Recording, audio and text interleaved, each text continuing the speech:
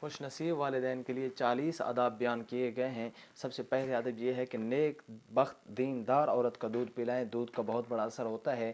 اور پھر دوسرا فرمایا کہ عورتوں کی عادت ہے بچوں کو کہیں سپاہی سے ڈراتی ہیں، کہیں ڈراؤنی چیزوں سے ڈراتی ہیں، یہ بری بات ہے، اس سے بچوں کا دل کمزور ہو جاتا ہے۔ تیسری نصیحت یہ ہے کہ اس کے دودھ پلانے کے لیے اور کھانا کھلانے کے لیے وقت مقرر رکھوانا، وہ تندرست رہے گا۔ اور پھر اس کو یہ ہے چوتھی نصیحت یہ ہے اس کو صاف ستھرا رکھے، اس سے تندرستی رہتی ہے۔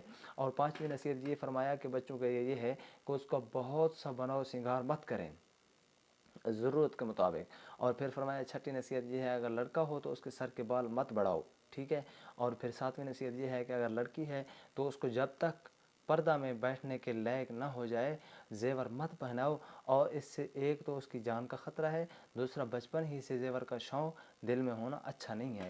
اور آٹھویں نصیحت یہ ہے کہ بچوں کے ہاتھوں سے غریبوں کو کھانا، کپڑا، پیسہ اور ایسی چیزیں دلوایا کرو۔ اس طرح کرنے سے جو ہے نا کھانے کھلانے پہ اس طرح کرنے سے تم اپنی چیزیں ان کے ہاتھ دلوا کر خود جو چیز شروع کرو گے اس کا پھر بعد میں اثر رہے گا۔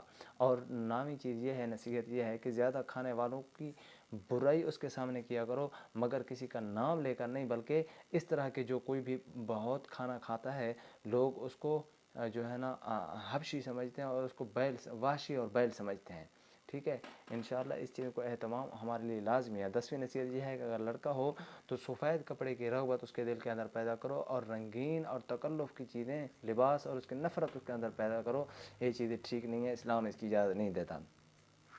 ان نصیحتوں کے اوپر خود کو بھی عمل کرنا چاہیے اور بچوں کے اوپر خصوصی توجہ دینی چاہیے۔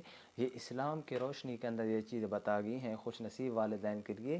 یہ 40 آداب ہمارے اکابرین نے ذکر کیے ہیں اور ان کو اوپر عمل لازمی ہے، اس کا بہت بڑا اثر ہوتا ہے، بچے پھر نیک رہتے ہیں اور اچھے دین کی تبلیغ کی طرف مائل رہتے ہیں۔ اللہ پاک ہمیں توفیق عمل نصیب فرمائے۔